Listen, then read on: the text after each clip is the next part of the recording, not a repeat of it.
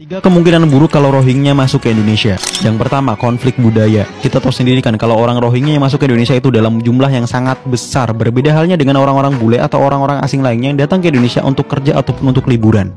Dimana hal itu menuntut mereka untuk bisa beradaptasi dan menyesuaikan diri dengan tempat mereka kerja ataupun tempat mereka berlibur.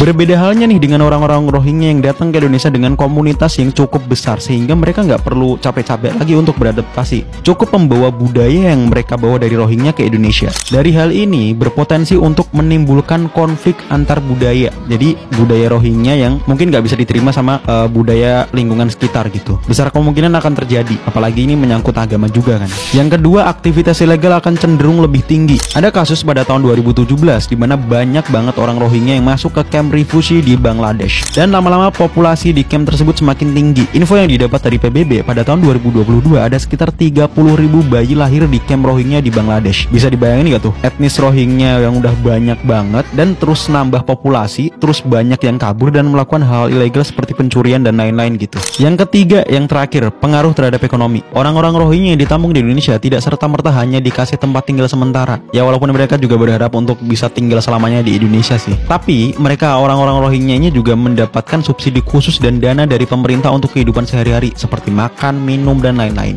Nah ini tentunya berdampak buruk bagi perekonomian Indonesia. Semakin banyak orang-orang yang datang ke Indonesia, semakin banyak juga anggaran yang disisihkan untuk membantu mereka. Tapi menurut kalian gimana nih? Setuju nggak kalau orang-orang Rohingya ini ditampung dan dipelihara oleh Indonesia? Atau mungkin mereka cari tempat atau negara lain aja deh yang bisa memperlakukan mereka dengan semestinya dan baik gitu?